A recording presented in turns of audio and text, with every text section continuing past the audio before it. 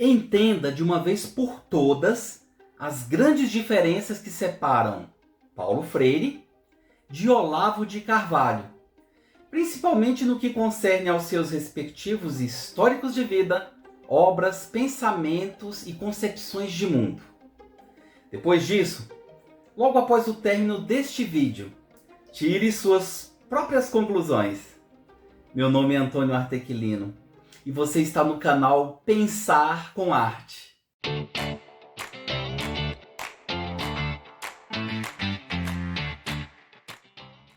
Independentemente da sua predileção pelo espectro político de esquerda ou de direita, por favor, assista este vídeo até o final. E por falar em espectros políticos, gostaria de convidá-lo para assistir o vídeo que aparece aqui na parte superior da tela, no qual abordei a evolução social, política e histórica dos espectros políticos de centro, direita e esquerda, incluindo seus extremismos. Tenho certeza de que você vai gostar. Bem, vamos começar falando de Hannah Arendt, filósofa, pensadora alemã de origem judaica, que notabilizou-se por suas reflexões sobre o totalitarismo e pela criação do conceito de banalidade do mal. Certa vez, ela escreveu o seguinte: a pluralidade é a condição da ação humana pelo fato de sermos todos os mesmos, isto é, humanos, sem que ninguém seja exatamente igual a qualquer pessoa que tenha existido, exista ou venha a existir. Afirmo que é justamente essa pluralidade que orienta a produção do conteúdo deste vídeo. Afinal de contas, cada indivíduo possui características, experiências e perspectivas únicas, o que gera diversidade de opiniões, ideias e também posicionamentos. Apesar dessa essência comum, cada pessoa é única e irrepetível, com sua própria história, experiências e visão de mundo.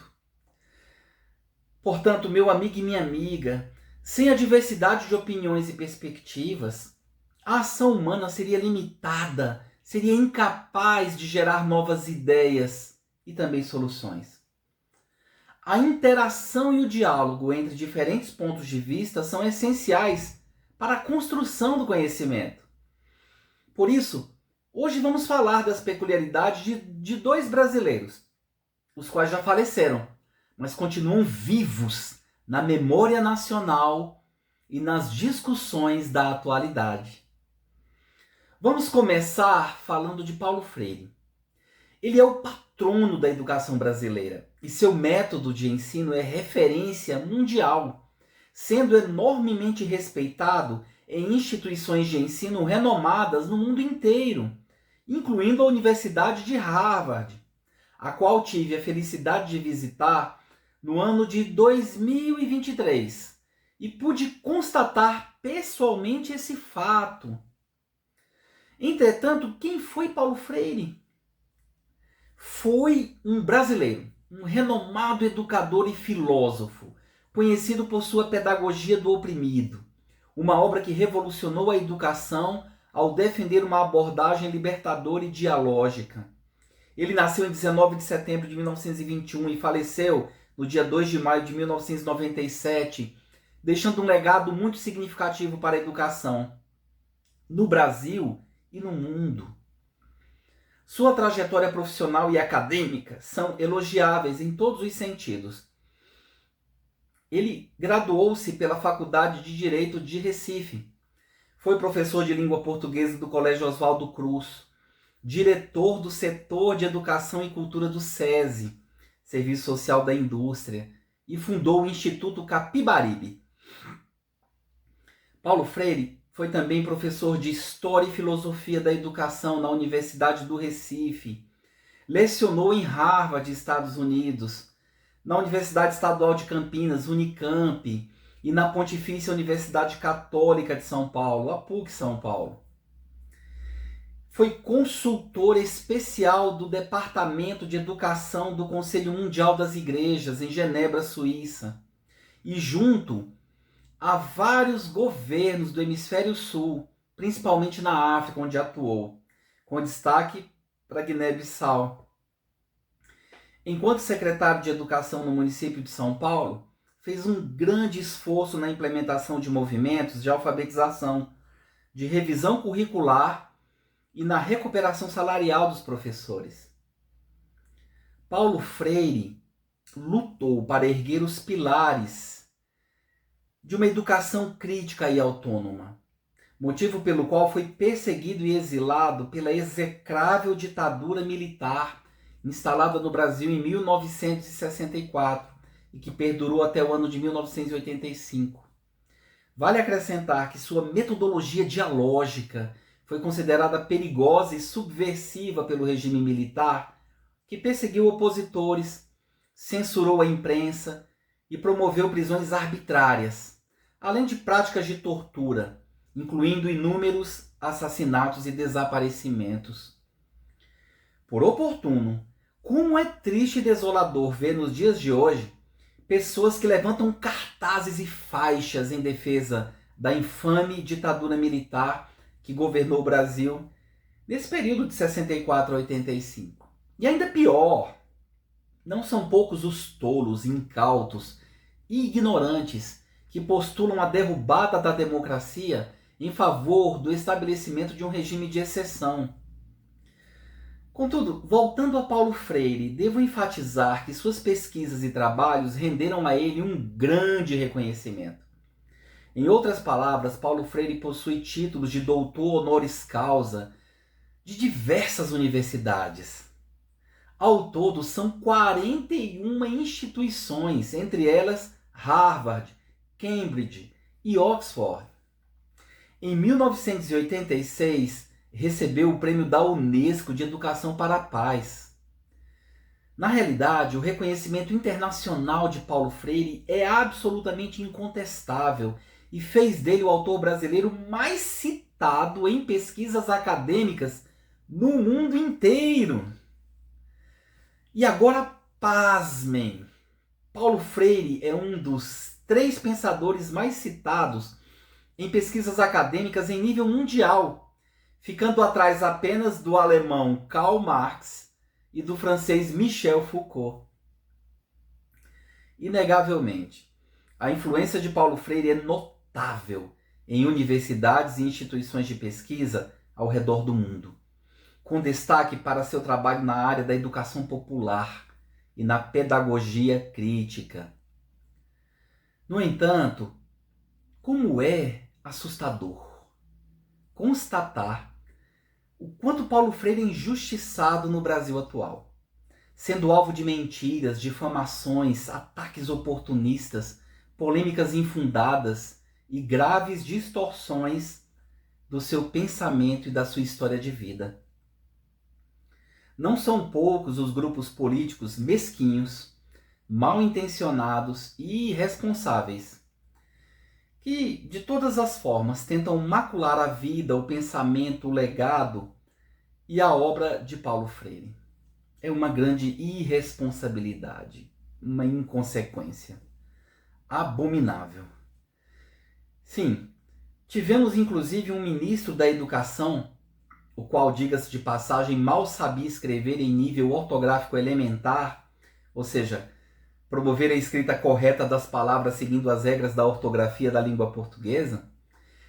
Esse ministro, ex-ministro da Educação, teve a ousadia de chamar Paulo Freire de voodoo sem comprovação científica e de associar suas ideias à baixa qualidade da educação brasileira, o que é uma falácia, uma grande mentira destituída de qualquer fundamento. Paulo Freire não tem responsabilidade nenhuma sobre as mazelas da educação no Brasil atual. E tivemos também o ex-presidente da República que fez declarações críticas ao educador, chamando-o de energúmeno. Esse mesmo ex-presidente recomendou a leitura do livro A Verdade Sufocada, escrito pelo coronel Carlos Alberto Brilhante Ustra, apontado como torturador que chefiou o DOI-CODE, um órgão de repressão política da ditadura militar, responsável pela tortura, desaparecimento e morte de inúmeras pessoas. Ou seja, os ataques a Paulo Freire são uma grande sandice. Esses ataques à reputação de Paulo Freire foram meticulosamente orquestrados nos últimos anos. E como fator agravante, a ignorância de grande parte da nossa população explica o avanço das campanhas difamatórias promovidas principalmente por grupos neofascistas, obscurantistas, revisionistas, extremistas e reacionários, que querem que as coisas permaneçam como estão. Definitivamente sabemos que Paulo Freire é mais lido nas universidades do exterior, ou seja, fora do Brasil, do que nas universidades brasileiras, pois ainda existe uma desconfiança baseada na desinformação e no desconhecimento da sua filosofia educacional. Por tudo isso, devemos trazer à tona a veracidade dos fatos para afirmar que Paulo Freire nunca foi comunista. Ele poderia ter feito essa opção, mas a realidade é que não fez. Nunca pregou uma educação focada em política partidária nas escolas, como dizem. Ele falava de política em sentido amplo e como uma prática social não neutra. Além disso, defendia que a educação deve despertar a consciência crítica dos indivíduos, permitindo que eles se tornem sujeitos ativos na transformação da realidade social, superando a opressão e buscando a autonomia de pensamento e também de práticas conscientes. Paulo Freire, inclusive, era cristão, especificamente católico. Ele iniciou sua trajetória como educador em trabalhos sociais da Igreja Católica em Pernambuco. Seu contato com as comunidades mais pobres o influenciou na busca por uma educação libertadora. Mas, sem dúvida, sua fé cristã permeava permanentemente sua filosofia educacional, inclusive na pregação do amor fraternal. Paulo Freire não era ateu e também não era marxista, embora tenha sido acusado de ambos. Ele via a religião como algo que poderia tanto ser usada para a libertação quanto para a opressão, dependendo de como era interpretada e aplicada. E hoje vemos tantas pessoas alienadas por conta da religião. É algo em que devemos pensar. Freire defendia uma pedagogia que se preocupava com a dimensão religiosa, sim, mas que não se restringia a ela. Apesar de sua fé cristã, Freire criticava a religião que separava a transcendência da realidade mundana e que justificava as injustiças e a opressão. Ele não concordava com isso. Ele acreditava que a religião não deveria ser usada para justificar injustiças sociais, mas sim promover a libertação e a transformação. Por isso é que aqui no canal Pensar com Arte temos um compromisso inarredável com a veracidade dos fatos e das informações. Não a mentira. Paulo Freire, meu amigo e minha amiga, foi um autor importante com mais de 40 livros publicados. Ganhou dezenas de prêmios, entre menções honrosas de entidades como a Unesco.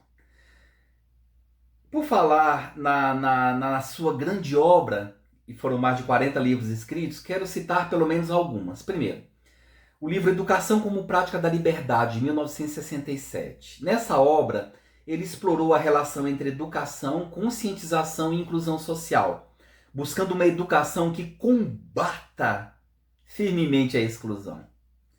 Outro livro, vamos lá, 2, Pedagogia do Oprimido, escrito em 1968. É um livro fundamental na área da educação e das ciências sociais. Foi publicado durante o exílio do autor no Chile. O livro foi proibido no Brasil pela ditadura militar e só foi lançado aqui no Brasil em 1974. A obra propõe uma reflexão sobre a relação entre opressores e oprimidos, criticando a educação tradicional e defendendo uma pedagogia voltada para a transformação social e a conscientização das pessoas. Vamos a um terceiro livro. Eu gosto muito desse livro, Pedagogia da Autonomia, de 1996. Nele, Paulo Freire explora a importância de construir a autonomia dos educandos através de práticas pedagógicas que valorizem e respeitem sua cultura e conhecimentos prévios, juntamente com sua individualidade.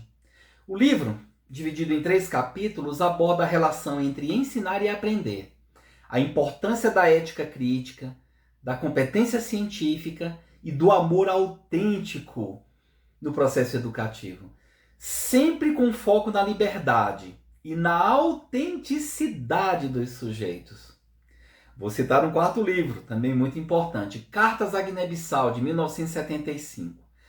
Um conjunto de cartas escritas durante sua atuação no projeto de alfabetização popular em Guiné-Bissau, onde Paulo Freire reflete sobre a realidade social daquele país e também a aproximação com a realidade brasileira. Por oportuno, quero enviar um grande abraço ao meu querido amigo Mamadou Aliou Djaló, que atualmente mora na cidade de Évora, em Portugal, mas que nasceu na Guiné-Bissau, um país culturalmente rico, cheio de belezas naturais e também dos indecifráveis encantos da Mãe África. O povo da Guiné-Bissau é simplesmente extraordinário. Agora faço questão de mencionar e incentivar a leitura de outros livros de Paulo Freire. Por favor, anote. Educação e Mudança, publicado em 1981. Prática e Educação, 1985. Por uma Pedagogia da Pergunta, também de 1985. Um belíssimo livro, Pedagogia da Esperança, de 1992. Outro livro, Professora Sim, Tia Não, Carta a Quem Ousa Ensinar, de 1993. E o outro livro belíssimo, A Sombra desta Mangueira, de 1995. Ao todo, volto a dizer, Paulo Freire escreveu mais de 40 livros. A sua bibliografia ainda conta com entrevistas, artigos acadêmicos, artigos publicados em veículos de grande circulação e transcrição de cursos e palestras. Agora, diante de tudo isso, quais foram seus principais conceitos? Vamos falar dos principais conceitos de Paulo Freire. Primeira, conscientização. Freire defendia que a educação deveria levar os indivíduos a compreenderem a realidade social em que vivem, e a agirem para transformá-la, ou seja, para que fossem agentes de mudança. Outro conceito, educação libertadora.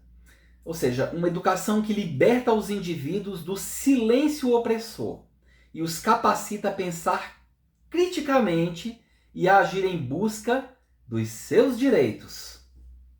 Um outro conceito importantíssimo, diálogo. Ele acreditava na importância do diálogo entre educadores e educandos, como base para a construção do conhecimento e da transformação social. Outro conceito, educação como prática da liberdade. Paulo Freire via a educação como um processo de libertação, capaz de promover a autonomia e a participação ativa e consciente dos indivíduos na sociedade. Paulo Freire, há muito a se falar sobre ele, mas agora vamos falar sobre Olavo de Carvalho, o qual se autodeclarou filósofo e parteiro da nova direita do Brasil. Sim, o parteiro, aquele que faz nascer. Olavo Luiz Pimentel de Carvalho foi um jornalista, escritor, astrólogo, ensaísta, polemista, influenciador digital e ideólogo brasileiro, que nasceu no dia 29 de abril de 1947 em Campinas, estado de São Paulo. Seu falecimento aconteceu no dia 24 de janeiro de 2022 em Richmond, Virgínia, nos Estados Unidos.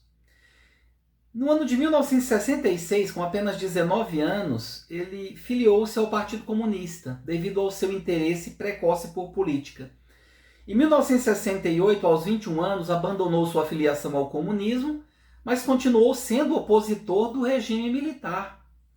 Olavo de Carvalho escreveu e editou também um jornal online chamado Mídia Sem Máscara. Sua crítica focaliza-se no combate ao comunismo, ao meio intelectual brasileiro, aos grupos de esquerda e à chamada ordem mundial. Começou a sua carreira como jornalista na Folha da Manhã e posteriormente trabalhou na revista Planeta, Inclusive fui um leitor da revista Planeta e os artigos eram muito interessantes. Olavo de Carvalho também foi articulista dos jornais Folha de São Paulo, Globo e da revista Bravo. E apesar de não ter concluído curso de nível superior, tinha registro profissional de jornalista. Assim, quanto à sua formação acadêmica, Olavo de Carvalho chegou a estudar filosofia na PUC do Rio de Janeiro, mas não terminou o curso, que foi extinto por conta da morte do professor e diretor do curso, que era o padre Stanisław Laduzans. Ainda assim, Olavo de Carvalho escreveu e apresentou 2 trabalhos acadêmicos, um deles, Estrutura e Sentido da Enciclopédia das Ciências Filosóficas, de Mário Ferreira dos Santos. E outro também era Leitura Analítica da Crise da Filosofia Ocidental, de Vladimir Soloviev. Portanto, Olavo de Carvalho não concluiu seu curso de filosofia na universidade, mas estudou por conta própria filosofia, psicologia e religião. A falta de um diploma e a dependência de uma validação por parte de uma universidade reconhecida foi um motivo para o rotularem como filósofo autoproclamado. E alguns até mesmo o chamavam de pseudo-filósofo.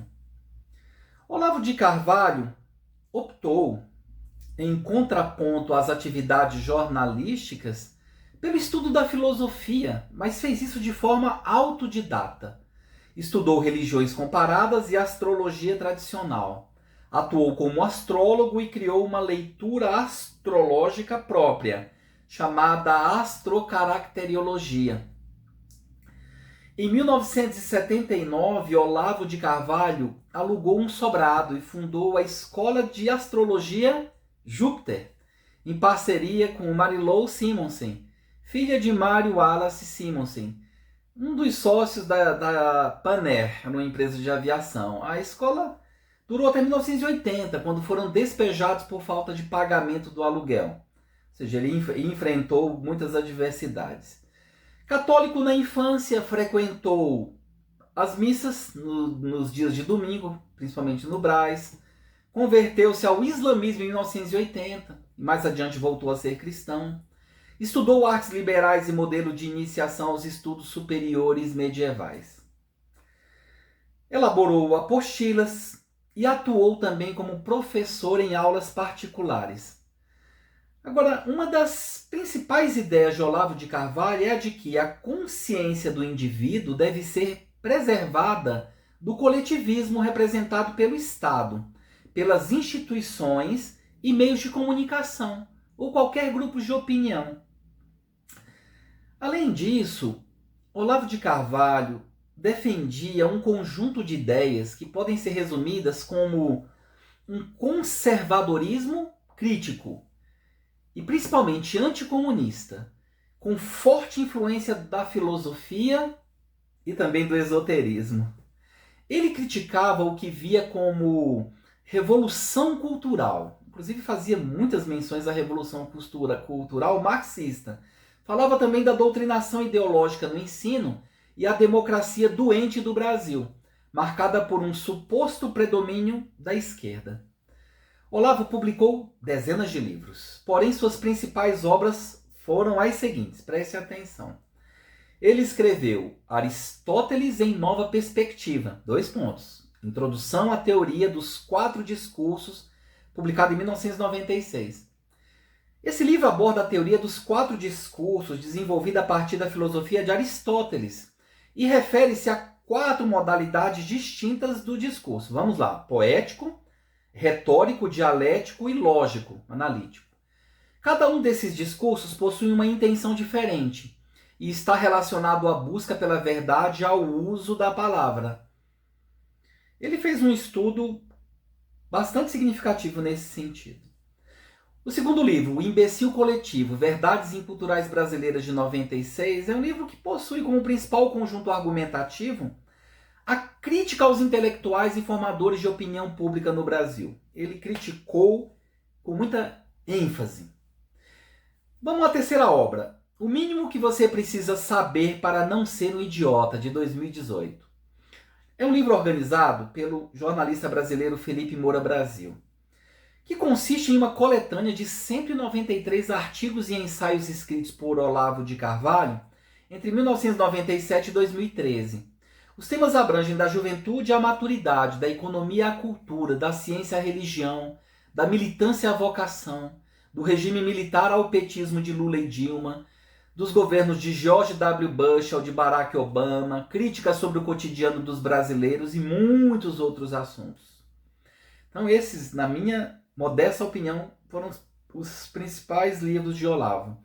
Agora vamos conhecer os principais pontos de vista, os principais conceitos defendidos por Olavo de Carvalho. Vamos ao primeiro. O conservadorismo crítico. Olavo de Carvalho defendia um conservadorismo que não se limitava à tradição, mas buscava uma renovação intelectual e moral com foco na formação de uma elite capaz de liderar o saneamento do país. Outro conceito muito utilizado por ele era o anticomunismo, porque ele era um ferrenho crítico do comunismo e de suas manifestações no Brasil e no mundo. Ele denunciava o que via como uma ameaça à liberdade e à civilização ocidental. Ele acreditava que o comunismo estava infiltrado em diversas instituições, incluindo a educação e a cultura. Isso mesmo após a queda do Muro de Berlim, a queda da União das Repúblicas Socialistas Soviéticas. Ele ainda se preocupava muito com o comunismo. Bom, o terceiro conceito, crítica à revolução cultural gramsciana. Olavo criticava a estratégia da esquerda de ocupar espaços de formação da cultura e do imaginário coletivo, buscando criar uma hegemonia ideológica.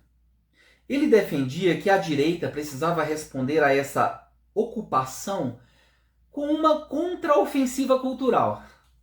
Agora, devo lembrar que a palavra gramsciana refere-se ao conjunto de ideias e conceitos desenvolvidos pelo filósofo e político italiano, o grande Antonio Gramsci. Seu pensamento, frequentemente chamado de gramsciano, explora temas como hegemonia cultural, sociedade civil, intelectual orgânico e revolução passiva. Gramsci analisou como as classes dominantes mantêm seu poder não apenas pela força, mas também pela influência cultural e ideológica, estabelecendo uma visão de mundo que se torna hegemônica na sociedade. Na verdade, Gramsci não é minimamente compreendido aqui no Brasil. É necessário que as pessoas estudem mais a obra de Gramsci. Vamos ao quarto conceito. Teoria da conspiração do marxismo cultural. Olavo de Carvalho popularizou a teoria da conspiração sobre o marxismo cultural, que afirmava que a esquerda estaria usando a cultura para minar os valores tradicionais da sociedade. Um outro conceito muito empregado por Olavo de Carvalho era a desconfiança na democracia brasileira. Ele via a democracia brasileira como doente e desequilibrada, com excessivo predomínio da esquerda e com a perda de valores tradicionais. Um outro conceito era a defesa do esoterismo e da mística em suas obras. Olavo de Carvalho também abordava temas relacionados ao esoterismo e à mística. Ele defendia a importância de buscar o conhecimento que pudesse ir muito além da razão e até mesmo da ciência. Não obstante, a ideia principal de Olavo de Carvalho é a de que a educação, tendo uma ideologia esquerdista e tendo o apoio, portanto, da grande maioria esmagadora da mídia, faz com que as pessoas fiquem cada vez mais idiotas ou idiotizadas. Indo por essa linha de pensamento, o que pregou Olavo de Carvalho é que existe um movimento globalista que tem por volta de umas 200 das mais importantes famílias no mundo e que juntas estariam querendo dominar o pensamento crítico das pessoas, tentando assim começar pela educação e pela mídia. Era uma teoria da conspiração. É importante ressaltar que as ideias de Olavo de Carvalho são controversas e geram debates acalorados, com muitos críticos questionando a veracidade de suas afirmações e a legitimidade de suas posições, que incluem, assim como já falei, fortes teorias da conspiração, que envolvem o uso, inclusive, das vacinas em políticas públicas de saúde. Ufa, enfim. Diante do exposto, quais são as diferenças que separam Paulo Freire de Olavo de Carvalho? Diante de tudo isso, vamos lá. Acredito que a diferença entre os dois começa em suas próprias filosofias de vida. Paulo Freire foi um educador e filósofo com forte influência marxista e cristã. Sua obra central, Pedagogia do Oprimido, defende uma educação que não seja neutra, mas, sobretudo, transformadora da realidade. Freire via a sociedade dividida entre opressores e oprimidos e acreditava que a educação era a ferramenta para que os oprimidos tomassem consciência de sua situação e, principalmente, por meio do diálogo, se libertassem, que buscassem a autonomia de pensamento, a emancipação. Em contraste, Olavo de Carvalho foi um filósofo autodidata, sem dúvida, com uma visão de mundo fortemente baseada no conservadorismo, na tradição católica e no forte combate ao que ele chamava de marxismo cultural. Ele acreditava que a sociedade moderna estava em um processo de degradação moral e intelectual, e que a filosofia era um trabalho pessoal e intransferível de busca pela verdade, longe da mediocridade do pensamento coletivo e principalmente da academia. Olavo de Carvalho não tinha nenhuma afeição pela academia, pelas universidades. Ele via a educação oficial como um sistema de doutrinação ideológica e não como um meio de libertação. Já para Paulo Freire, a educação tradicional, que ele chamou de educação bancária, era opressora. E nesse modelo, o professor deposita o conhecimento no aluno, que é visto como um recipiente vazio. Ou seja, Freire também tinha críticas à educação, mas queria transformá-la para melhor. Tanto é que ele propôs a educação libertadora. Ou seja, nessa educação libertadora, o professor é um facilitador e o aluno é um sujeito ativo no processo de aprendizagem. O professor e o aluno se educam mutuamente em um processo de diálogo e de troca, e isso sendo feito de maneira muito respeitosa.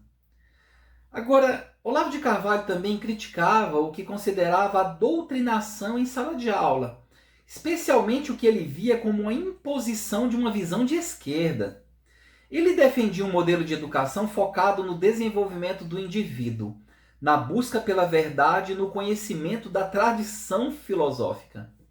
Defendia ainda a autonomia do estudante e via a universidade como um ambiente dominado por ideologias que impediam a verdadeira busca pelo conhecimento. Portanto, meu amigo e minha amiga, as diferenças entre os dois se estendiam também para a política. Freire via a luta de classes como um motor da história e a transformação social como uma necessidade civilizatória e moral. Paulo Freire defendia que a educação deve levar o aluno a uma consciência crítica da realidade para que ele possa atuar como agente de mudança. Isso no seio da sociedade. Isso de todas as formas. Ao passo que Olavo de Carvalho via a luta de classes como uma mera invenção ideológica. Ele acreditava que a verdadeira batalha era espiritual e cultural, e que o espectro político da direita precisava se organizar para combater a hegemonia da esquerda na cultura e na política. Para Olavo de Carvalho, a ação política de Freire na educação era uma das principais manifestações desse marxismo cultural. Sim, Olavo de Carvalho foi um ferrenho crítico de Paulo Freire. Em síntese, enquanto Paulo Freire defendia a educação como um instrumento de emancipação coletiva, enraizada fortemente na realidade social e no diálogo entre as classes, Olavo de Carvalho via a educação como um caminho de autoconhecimento e de luta individual contra a dominação ideológica. Freire buscava a libertação por meio do coletivo, do diálogo e da conscientização. Olavo, por sua vez, via a liberdade como um projeto individual, que se alcança por meio da busca pela verdade e do rompimento com as ideologias impostas. São muitas as informações, não é verdade? Chegamos ao final deste vídeo. Paulo Freire e Olavo de Carvalho são figuras muito diferentes entre si. Acho que isso ficou notório. Nos últimos anos, eles foram inseridos em discussões políticas reducionistas, mesquinhas, mentirosas e polarizadas que desconsideram a essência de suas ideias e histórias de vida, gerando paixões fortes, desenfreadas e até mesmo críticas infundadas. Por tudo isso, volto a citar Hannah Arendt, que nos deixou um importante alerta, preste atenção. Em nome de interesses pessoais, muitos abdicam do pensamento crítico, engolem abusos e sorriem para quem desprezam. Abdicar de pensar também é crime, disse Hannah Arendt. Portanto, a priorização da ideologia em detrimento da reflexão crítica indica a falta de responsabilidade individual. Devemos pensar com arte, com bom critério, forte fundamentação e responsabilidade para repudiar veementemente a manipulação ideológica. Viva o pensamento crítico! Nesse sentido, pense por si mesmo e tire suas próprias conclusões sobre tudo, inclusive sobre Paulo Freire e Olavo de Carvalho. Se você gostou desse vídeo, deixe o seu like. Se não for inscrito, por favor, inscreva-se. Vamos unir forças, vamos pensar, vamos refletir, sempre motivados pelos melhores interesses, sempre com o objetivo de transformar a realidade para que seja mais amena, para que seja mais humana. Um grande abraço, muito obrigado e até a próxima.